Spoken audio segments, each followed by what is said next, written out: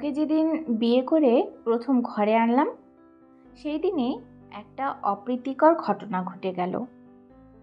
সেই রাতেই বাবার হার্ট অ্যাটাক হলো। বিয়েবাড়ি পরিণত হলো প্রায় মরা বাড়িতে। আর আমি ভাবতেও পারিনি আমার আত্মীয় স্বজন থেকে শুরু করে স্বয়ং মা পর্যন্ত এটা বিশ্বাস করবেন যে মৌ অপয়া।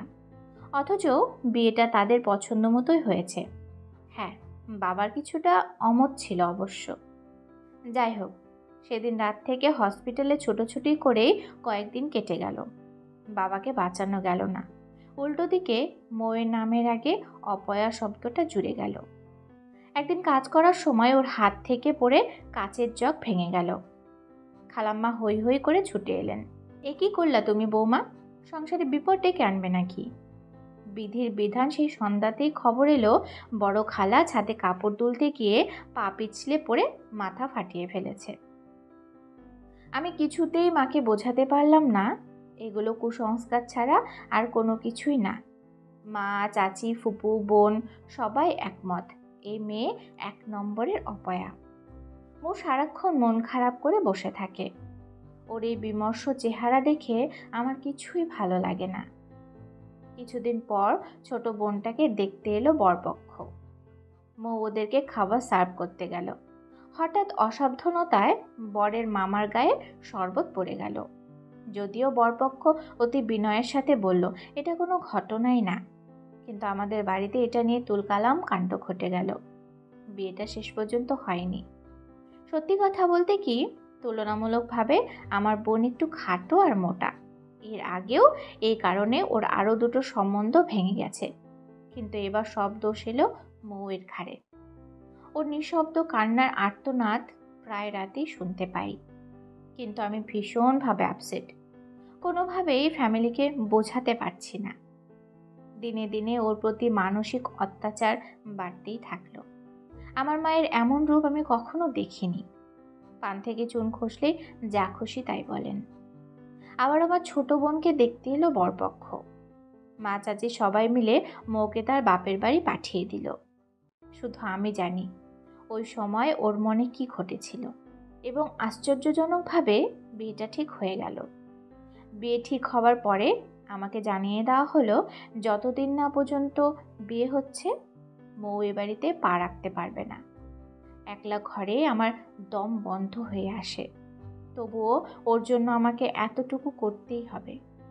সৃষ্টিকর্তা না করুন, যদি কোনো অঘটন ঘটে যায় তাহলে হয়তো আবার ওর ঘাড়ে দোষ চাপাবে।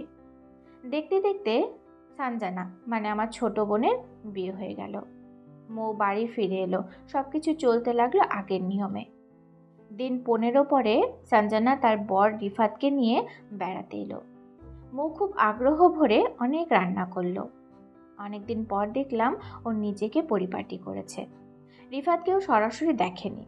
সবসময় অগোছালো থাকা মৌকে একটু গোছালো অবস্থায় দেখে আমার খুব মায়া লাগছিল। এমন সময় মা এসে বললেন, দেখ জামাই এসেছে, তোর বউ যেন ওই ঘরে না যায়। এটা কেমন কথা মা? আমি যেমন বলছি তেমন, এই নিয়ে আর কোনো কথা হবে না। মুহূর্তে ওর মুখটা কালো অন্ধকার হয়ে গেল।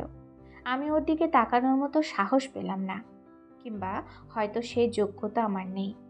আমি আস্তে আস্তে করে উঠে চলে গেলাম। খাবার টেবিলে রিফাত বলে উঠল, ভাইয়া ভাবি কোথায়? বিয়ের সময়ও তো দেখলাম না। আমি নিশ্চুপ হয়ে থাকলাম। ওর কথা বাদ দাও, আমার হয়ে উত্তর দিল সঞ্জনা। কেন, কি হয়েছে? উনি কি অসুস্থ?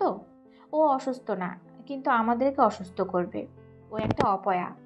হয়তো তোমার দিকে তাকাবে, তারপর তোমার একটা কিছু হয়ে যাবে। আমি এসব একদম চাই না। আমার মাথায় রক্ত উঠে গেল।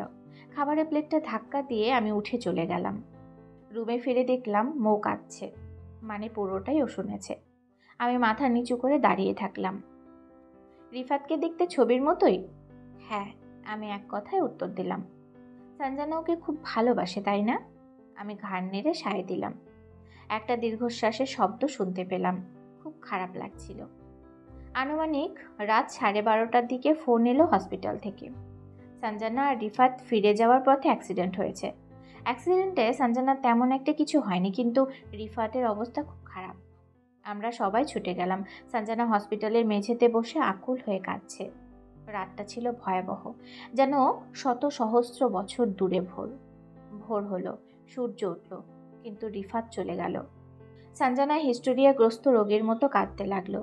ওকে নিয়ে এলাম আমাদের বাড়িতে। মাত্র 15 দিনের সংসার আমার বোনের, কিন্তু কেমন যেন হয়ে গেছে উল্টোপাল্টা কথা বলে। অনেক সময় চিনতে পারে না। একজন ডাক্তারও দেখালাম, উনি বললেন হঠাৎ পাওয়া শখ থেকে এরকম করছে। সবাই মিলে সময় দিলে হয়তো ঠিক হয়ে যাবে, কিন্তু সঞ্জনা নিজেকে একলা রুমে সবসময় বন্দি করে রাখে। খাওয়ার সময় অনেক ডাকাডাকি করে দরজা খুলতে হয়। খাবারের টেবিলে বসে ক্রমাগত মা বউকে গালিগালাজ করে যাচ্ছিলেন। এই প্রথম মৌ কথা বলল, মা, আমি আপনার কি ক্ষতি করেছি? তোমার চোখে লাগে না? তুমি আসার আগে আমার সংসারটা কি ছিল, আর এখন আমার সংসারটা কি হয়েছে? আমাকে বিধবা করেছো, আমার মেয়েটাকে বিধবা করেছো, আর কি চাও তুমি? মা চুপ করবে? মাঝখান থেকে আমি বলে উঠলাম, তুই চুপ কর, জিজ্ঞেস কর তোর বউকে কি চায়, আর কি দিলে ওর মন ভরবে, আর কতটা খেলে ওর মন ভরবে। এই বলছিস না কেন তুই? ডাইনি কোথাকার, কি চাস বল, এখন বলবি। মা কেমন যেন পাগলের মতো করছিল। আমি চাই আপনি চুপ করুন, কানে বড্ড লাগছে। মা চেয়ারটা ধাক্কা দিয়ে ফেলে রেখে চলে গেল। আমি খুবই দুঃখিত মৌ, বুঝতেই পারছো সঞ্জনার এই অবস্থায় মায়ের মাথা ঠিক নেই। প্লিজ তুমি কিছু মনে করো না। আমি মাকে গিয়ে বোঝাচ্ছি, তিনি ঠিক বুঝবেন। আমি খাবার ছেড়ে উঠে দাঁড়ালাম। খাবার শেষ করো, সকালে না হয় কথা বলো, এখন উনি রেগে আছেন। মৌ আমার হাত শক্ত করে ধরল। আসলেই তো। আমি আবার বসে গেলাম। সকালবেলা মা নাস্তার টেবিলে আসলো না। জানি মৌ গিয়ে ডাকলে মা রেগে যাবে, তাই নিজেই উঠে গেলাম। দরজা ভেতর থেকে বন্ধ ছিল। অনেকক্ষণ ডাকাডাকির পর মা দরজা খুলল না। বাধ্য হয়ে দরজা ভাঙতে হলো। চোখের সামনে দেখলাম আমার মা মাটিতে পড়ে আছে। ড্রাইভারের সাহায্যে ধরাধরি করে হাসপাতাল পর্যন্ত পৌঁছালো। বেঁচে আছে আমার মা, কিন্তু খুবই ক্রিটিক্যাল অবস্থা। অনেকগুলো পরীক্ষা নিরীক্ষা শেষে ডাক্তার বলেন ওনার ব্রেন হ্যামারেজ হয়েছে, সোজা ভাষায় যেটাকে বলে স্ট্রোক। আর আপনারা আনতে অনেক দেরি করেছেন, খুব সম্ভবত উনি রাতেই স্ট্রোক করেছেন।